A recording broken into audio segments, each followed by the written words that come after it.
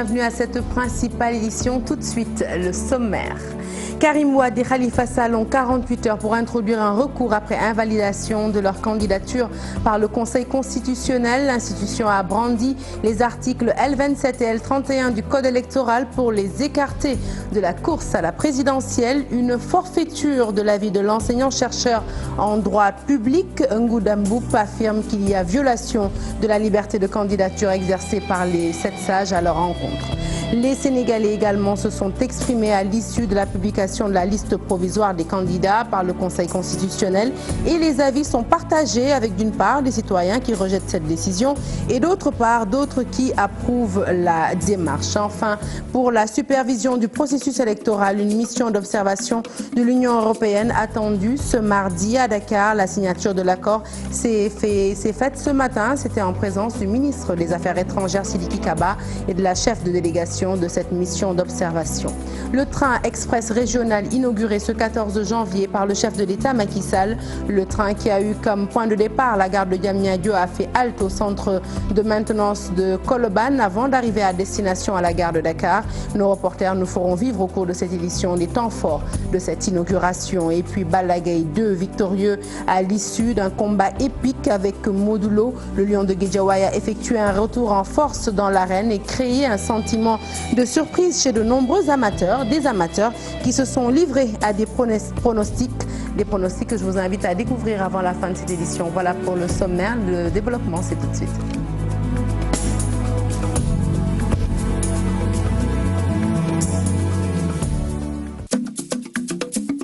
Rebonsoir à toutes et à tous. Et je vous l'annonce tout de suite, donc dans le sommaire, inauguration du train express régional ce 14 janvier par le chef de l'État Macky Sall. Le train qui a quitté Diamniadio pour Dakar a fait halte à Rufisque. La gare ferroviaire de la vieille ville a été rénovée pour l'occasion. Et le chef de l'État en a profité pour annoncer la réhabilitation prochaine de la ville historique de Rufisque. Une inauguration qui, il faut le dire, a connu quelques remous, notamment avec des manifestants qui ont tenté de perturber la cérémonie, mais c'était sans compter la détermination des forces de l'ordre qui ont vite dissipé la manifestation. Les détails, c'est avec Ousseynou Diam. Comme vous pouvez le voir, qui sont à 2-3 mètres.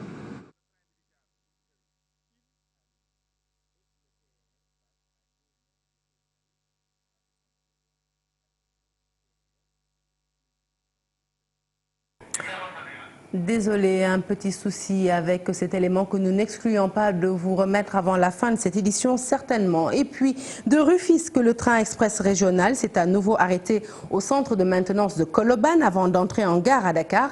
Et justement, nous retrouvons sur place dans la gare mythique de Dakar, Ibrahima Kane. Ibrahima, bonsoir. Bonsoir, Sarah Tissé. Alors, la gare de Dakar qui également a été entièrement rénovée et restaurée pour servir de gare de départ au train express régional, Ibrahima.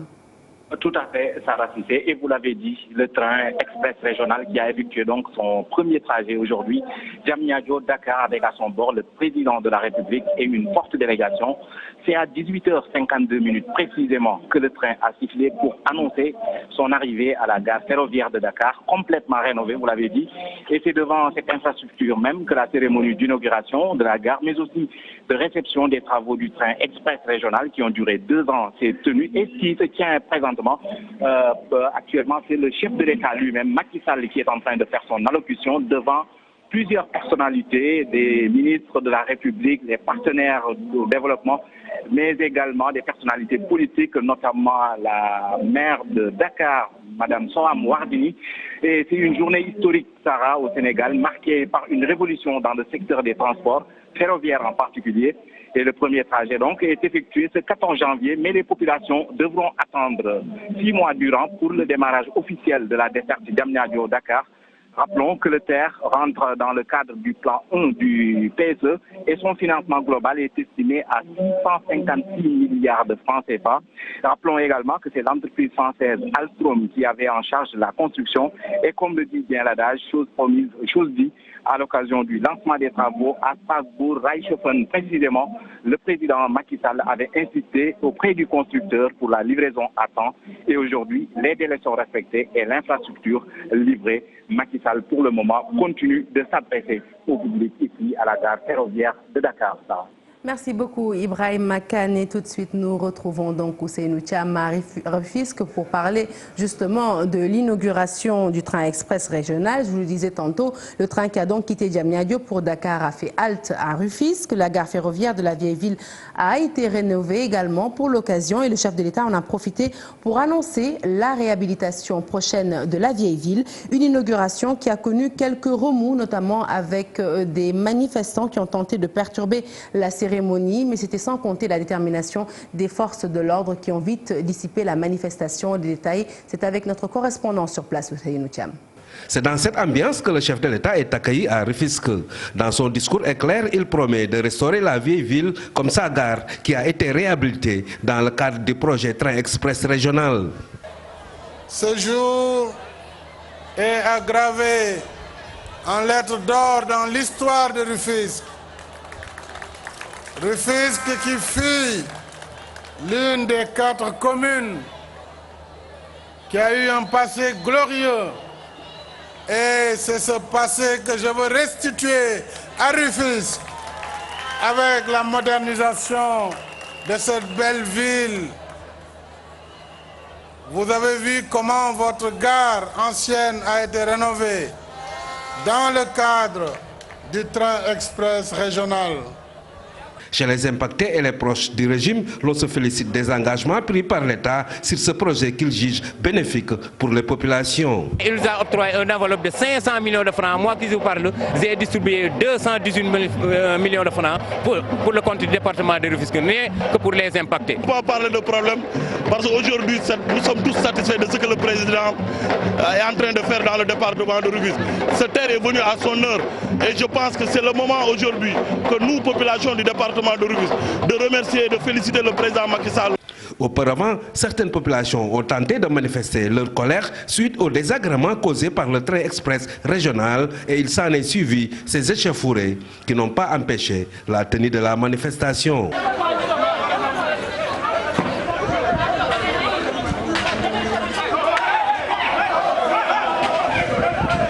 Et puis sachez, pour être complet donc sur cette actualité, que le train express régional va permettre au quotidien de rallier Dakar, au départ de Diamniadio bien entendu, de rallier Dakar en moins de 50 minutes avec une vitesse de pointe de 160 km/h. L'actualité politique à présent, les articles L27 et L31 du Code électoral barrent la route à Karim Wade et Khalifa Sall en raison de leurs condamnations respectives. Wade fils et l'ancien maire de Dakar ne peuvent prétendre à briguer les suffrages des Sénégalais. Ils ont tout de même 48 heures pour déposer un recours auprès de l'institution qui ce matin a publié la liste provisoire des candidats à l'élection du 24 février prochain à Alassane Ba. L'irrecevabilité de la candidature de Khalifa Sall et de Karim Wade a plus suscité le débat. Pour le premier, le Conseil constitutionnel motive sa décision par le fait que Khalifa Ababakar Sall ne peut plus se prévaloir de la qualité d'électeur au sens des articles L27 et L31 du Code électoral. La qualité d'électeur s'apprécie au regard de l'article L27 du Code électoral et de son complément nécessaire, l'article L31. Lorsqu'un citoyen est condamné à une peine impliquant sa radiation des listes, il est frappé d'une incapacité électorale. Pour Karim Wade, le Conseil estime que sa déclaration de candidature est accompagnée des pièces énumérées à l'article L116 du Code électoral, à l'exception de la photocopie légalisée de la carte d'identité biométrique CEDEAO, faisant office de carte d'électeur. Et selon l'article L57, alinéa 1er du Code électoral, pour faire acte de candidature, il faut être électeur. Les 7 sages poursuivent, au vu des articles L27 et L31 du Code électoral, l'emprisonnement à 6 ans ferme pour enrichissement illicite de Karim Wade, mentionné sur l'extrait de son casier judiciaire, fait qu'il ne peut être électeur. Le Conseil a rejeté la candidature de Wade fils, en soulignant également que sa déclaration de candidature ne comporte pas le numéro de la carte d'électeur, mention exigée par l'article L115 du Code électoral. La juridiction indépendante a retenu les candidatures de Macky Sall, Idrissa Seck, Ousmane Sonko, Issa Sall et Madické Niang. Pour Malick Gakou, le Conseil a estimé qu'il n'a pas obtenu le minimum de parrainage validé de 0,8% du fichier électoral général exigé par la loi. Idem pour Boubacar Kamara, Aïssata Talsal, Mamadou Lamine Diallo, Aïssatou Mbouch, Bougan Gueye, Tcherno Alassane Sall, Samuel Sarr, Abdoul Mbaye, Mansour Sy et Mamadou Ndiaye. S'agissant du dossier de Pierre Atepa Goudiaby, le Conseil a noté des anomalies sur certaines pièces. L'attestation de candidature est établie en méconnaissance de l'annexe 3 de l'arrêté numéro 024-247 du 13 novembre 2018, fixant les modèles de documents qui accompagnent la candidature. Pour Moustapha Guirassi, le Conseil a constaté que des informations portées sur le format papier de la liste de parrainage ne figuraient pas sur le fichier électronique. S'agissant d'Amsatou Sow Sidibé, la juridiction considère qu'elle a produit les pièces prévues à l'article L116 du Code électoral, à l'exception des documents attestant le paiement de la caution, mais également le fichier électronique concernant le parrainage déposé comporte des anomalies rendant impossible son exploitation.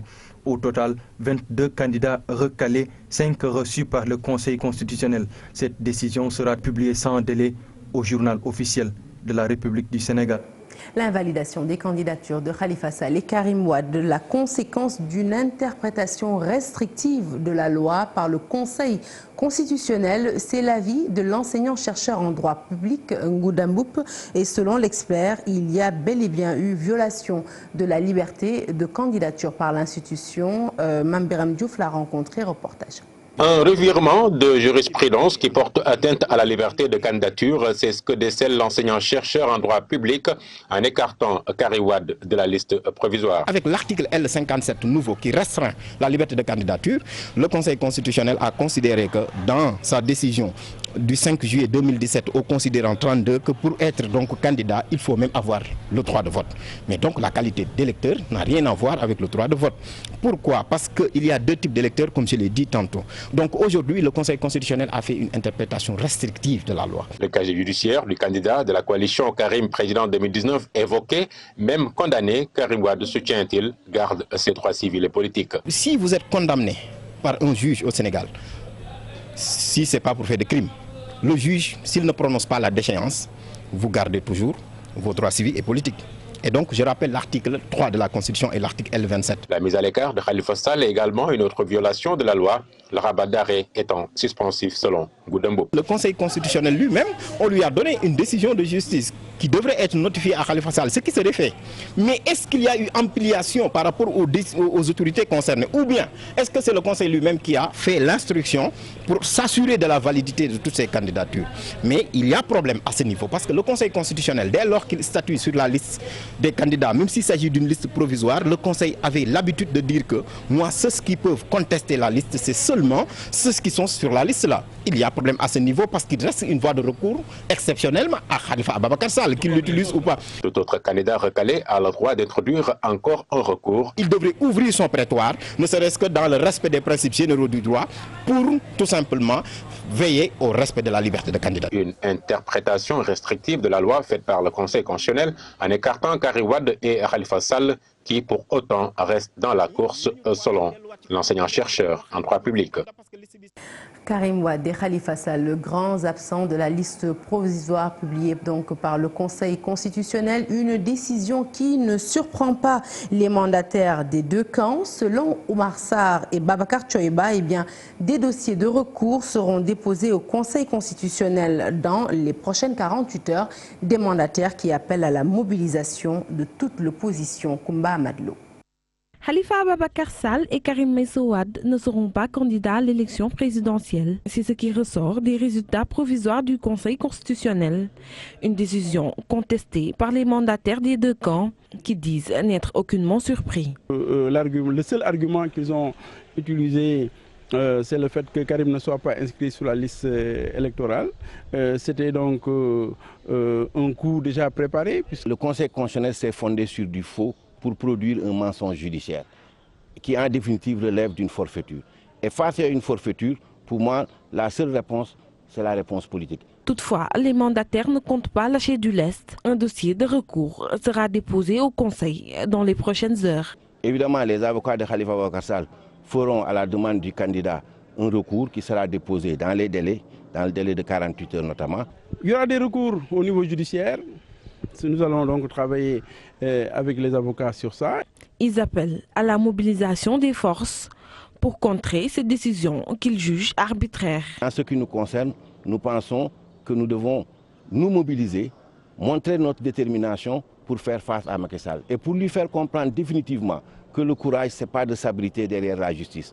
Le courage, ce n'est pas de s'abriter derrière les forces de sécurité. Le courage, c'est de faire face à ses adversaires dans un combat loyal. Nous allons travailler avec nos autres partenaires politiques.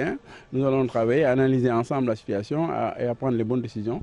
Donc, c'est des décisions de combat parce que le régime de Mattei de Macky continue. Il inscrit qui il veut, il désinscrit qui il veut et il fait faire à sa justice ce qu'il veut. Pour l'heure, 5 candidats vont compétir pour la magistrature suprême. Toutefois, selon l'article L122 du Code électoral, les candidats écartés ont 48 heures pour déposer un recours devant le Conseil constitutionnel. Et puis la publication de la liste provisoire des candidats à l'élection présidentielle, également commentée par les citoyens. Au micro de nos reporters, les avis sont partagés. Certains dénoncent un complot contre les candidats recalés, en l'occurrence Karim Wade et Khalifa Sall. D'autres affirment que l'institution a tout simplement fait son travail en toute objectivité, mais tous prient pour une élection apaisée au soir du 24 février. Aïssatou Gueiba, Tierno, Laurent Mendy ont rencontré ces Sénégalais. Reportage. Khalifa Sall et Karim Wade recalés provisoirement à la future présidentielle, un complot de l'avis de certains Sénégalais. L'affaire Khalifa Sall et Karim Wade est évidente. Macky Sall les a recalés pour pouvoir gagner les élections, même au deuxième tour. Ils étaient les seuls à pouvoir battre le président Macky Sall à la présidentielle. Maintenant, il les a recalés, c'est parce qu'il a peur. Disons, le Sénégal a besoin d'une élection transparente. Le président de la République aurait dû laisser un de ses candidats au moins. Pour la démocratie Sénégal, Cet enseignant en droit estime que tout revient au Conseil constitutionnel. Dire à tous les Sénégalais que l'élection présidentielle se fera dans les meilleures conditions, parce que nous sommes dans un Sénégal de paix et que les Sénégalais sachent que un président, il est porté par les populations. Toutefois, ces citoyens sénégalais souhaitent une élection présidentielle apaisée le soir du 24 février. Surveillance et supervision du processus électoral, la mission d'observation de l'Union européenne attendue ce mardi 15 janvier à Dakar. Au total, 10 experts électoraux mis à contribution pour veiller au bon déroulement du processus électoral. La signature de l'accord entre la mission de l'Union européenne et le ministère des Affaires étrangères s'est faite ce matin et nous écoutons à ce propos Irène Mingasson, chef de la délégation de l'Union européenne au micro d'Aminata Mbaresso. Alors les missions d'observation électorale sont toujours composées d'un groupe d'experts qui sera de l'ordre de 8 à 10. Ce sont des spécialistes des questions électorales et de tous les aspects qui entourent ces questions. Et par ailleurs, donc ces experts sont mobilisés dès les semaines qui précèdent les scrutins. Donc nous sommes heureux de les attendre déjà demain après-midi pour les premiers. Et ils seront rejoints dans les semaines qui viennent par des observateurs long terme et court terme qui certes ont une expérience en la matière mais qui seront plus appelés en qualité de témoins. À présent, la réaction du ministre des Affaires étrangères, Sidiki Kaba, appelle au respect des décisions du Conseil constitutionnel et selon lui, le système électoral est fiable et transparent. Nous l'écoutons toujours au micro d'Aminata Mbaresso. Nous avons eu des alternances parce que nous avons un système fiable. Ce sont les gens qui étaient au pouvoir à l'époque qui ont pu organiser et qui ont perdu le pouvoir. Et ils ont cédé le pouvoir sans que le sang ne coule et cela s'est fait le lendemain. Ce que nous espérons faire aussi, le système qui est organisé est un système qui obéit à des règles. Dans toutes les démocraties, il y a un assainissement. Dans toutes les démocraties, il y a un filtre. Et ce filtre permet de savoir comment il faut préparer ce qu'on appelle les candidats à la candidature. Le processus, vous l'avez suivi, alors il est arrivé à son terme, c'est le Conseil constitutionnel qui l'a décidé et je pense qu'il faut s'en tenir là. Et je pense que c'est ce que je veux dire, nous souhaitons qu'il y ait une compétition ouverte, une compétition où les Sénégalais, qui sont les arbitres démocratiques, pourront choisir à la date indiquée, le 24 février, celui qui sera alors le candidat sur lequel ils ont porté leur suffrage. En route vers le scrutin, une nouvelle rubrique du journal télévisé dédiée désormais aux électeurs et destinée aux candidats. Ce lundi, ce sont les populations de la commune de Ngor qui sont à l'honneur. Ngor, une petite commune de 17 000 habitants qui souhaite l'extension de sa localité jugée trop étroite. Habib Faye a rencontré ces Ngorois qui lui ont confié leurs attentes. Reportage. Ngor, dans la capitale sénégalaise, ici, plus de 17 000 habitants se réveillent tous les jours. C'est sur un périmètre de 4,5 km² que ce village traditionnel lébou est construit. L'absence de lotissement est due au refus des ancêtres dans cette presqu'île informe. Top Ndoye, âgé de 61 ans.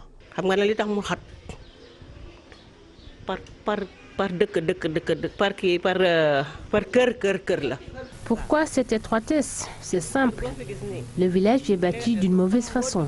Imagine, vous pensez être dans une rue alors que vous vous retrouvez dans une maison. Et ce sont des maisons traditionnelles qui sont là. Nous habitons avec nos totems et venons de terminer quelques rituels. Les habitations pouvaient être spacieuses, mais nos aïeux ont refusé cela à cause des pratiques occultes.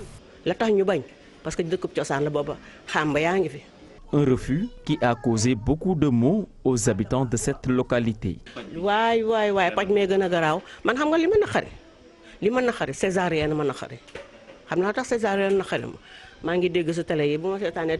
La santé pose problème, surtout l'accouchement par césarienne. Cela me fait mal d'entendre des gens qui disent que c'est gratuit, alors que ça coûte cher. La mer, n'en parlons même pas. Nos pêcheurs peinent à trouver des poissons dans cette presqu'île à cause de la pollution. Depuis le mois de novembre,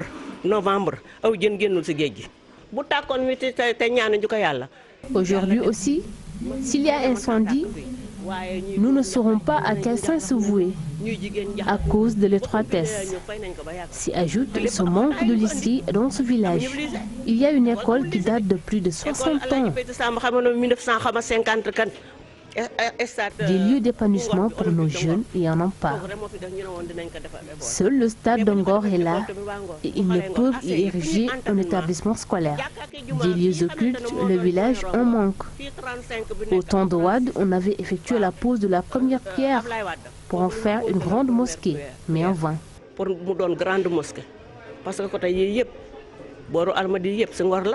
En dehors de ces problèmes, Ngor reste un village calme, paisible et sécurisé.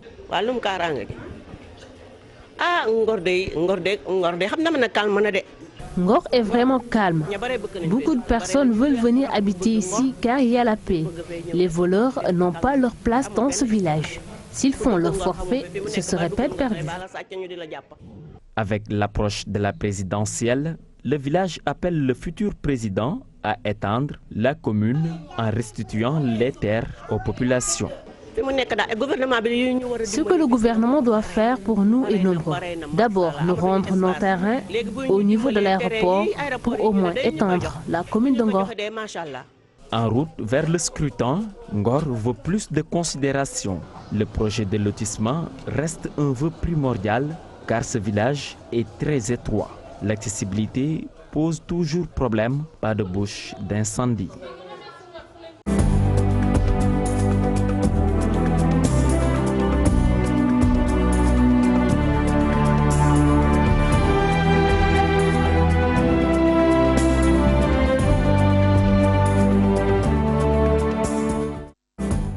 Sport pour parler d'abord des 16e de finale allée de la Coupe de la Confédération africaine. Le Jaraaf de Dakar a pris une bonne option en battant RS Berkane par 2-0. Mais malgré cette victoire, le coach et le staff de Jaraaf s'attendent à une manche retour plutôt très difficile. Toutefois, ils espèrent obtenir le ticket pour la qualification. Voilà que vous voyez donc sur ces images. 16e de finale allée de la Coupe de la Confédération africaine avec la victoire du Jaraaf sur RS Berkane. Et parlons lutte naturellement. En battant Modulo, Balla Gaye a créé un sentiment de surprise chez de nombreux amateurs. Un retour en force que le chroniqueur Papa Dieng justifie par une bonne préparation physique du Lion de Guédiawaye. Même son de cloche du côté de Souleymane Diallo, ancien champion d'Afrique de karaté, qui voit se profiler à l'horizon de belles affiches avec la victoire du fils de Double Less. Maïmouna Ndiaye pour les détails. Le Lion de Guédiawaye signe sa deuxième victoire sur Modulo. Un retour, beaucoup de tactique. Il ne faut jamais vendre la peau de l'ours sans l'avoir capturé. La plupart des observateurs croyaient fermement que Modulo allait battre Balla Gaye. Moi, je n'étais pas de cet avis-là, puisque je sais que certes Balla est malade, mais quand on est malade, on peut être guéri. Ce que les gens oublient. Et puis Balla est jeune, il n'a pas l'âge pour ne pas retrouver ses moyens quand il met ce qu'il faut. Et comme vous le savez aussi, il a été à l'INSEPS. Ce n'est pas n'importe quel centre de formation. C'est là où on prépare les athlètes français de toutes les compétitions. Quand on lutte avec un poids lourd, on ne doit pas diminuer son poids. Ça, c'est la première erreur de Modulo. Et comme vous le savez aussi, quand il est entré dans l'arène, il n'était pas confiant. Cette confiance qu'il avait, cette confiance légendaire, lui manquait. Confiance en soi, physique, morale, les atouts étaient du côté de Balla Gaye 2 qui a su dicter ses lois. Le champion d'Afrique parle d'ascendance psychologique. Modulo a reculé, mais a refusé de sortir. Et moi, si c'était moi, j'aurais pu reculer un peu et revenir en force. Mais il ne l'a pas fait. Si c'était un Moustapha Gueye, c'est un stratège, il serait parti vers l'arrière pour ne pas subir le combat. Modou a refusé de sortir. Peut-être c'était un problème d'orgueil et ça lui a été fatal. Un retour historique, les adversaires ne manquent pas. Mais à tout le monde. Le Moussène qui dit qu'il ne lutte pas avec lui sans raison. L'arène, c'est du professionnalisme, c'est de l'argent. Il faut amasser le maximum d'argent avant de sortir. Mais à mon avis, Moussène, pourquoi pas? De même pour Modulo. Mais mon break Ama Baldé, mon break Boignan. Et puis avec cette deuxième victoire de Balla Gaye 2 en 2 confrontations donc sur Modulo, le Lion de Guédiawaye s'érige en bête noire du chouchou de l'arène. Pour le Lion de Guédiawaye, c'est la confirmation de son retour au premier plan alors que Modulo est plus que jamais mis en orbite pour désormais affronter le roi des arènes, Eumeu Sène. Un commentaire signé Papa Abdoulaye Der. Une minute de silence pour qui? Et de 2 pour Balla Gaye 2 face à Modulo, désormais bête noire du roc des Parcelles Assainies, chouchou de l'arène. Deuxième victoire de rang après la première enregistrée en 2009 déjà. Hier, dimanche 13 janvier 2019, au stade Léopold Sédar Senghor, devant 50 000 spectateurs, l'arène a eu la confirmation du retour au premier plan du Lion de Guédiawaye. Après le test passé face à Gris Bordeaux, à 33 ans, Balla Gaye 2 s'ouvre ainsi de nouvelles perspectives dans sa carrière. L'ancien roi des arènes peut ainsi envisager l'avenir avec sérénité, même si dans l'arène, chaque combat reste un défi à relever. Aucun combat n'est sans danger. Paradoxalement, à la sortie de ce choc très couru et qui a été dominé de bout en bout par Balla Gaye 2, c'est Modulo qui a gagné le droit d'affronter Eumeu Sène, l'actuel roi des arènes, avec un point de mire, le titre suprême de roi des arènes. Entre les mains du champion de Pikine, Tai Shinga Eumeu Sène. Combat revanche pour Eumeu Sène donc, défait par Modulo. L'affiche est annoncée pour la fin de saison. Merci à Papa Abdoulaye Der, merci à vous de nous avoir suivis. Ce journal est à présent terminé. Prochain rendez-vous de l'information, le tout en images à 0h. L'info qui se poursuit sur votre site www.igfm.sn. Excellente suite de programmes sur la TFM. Excellente soirée. À demain.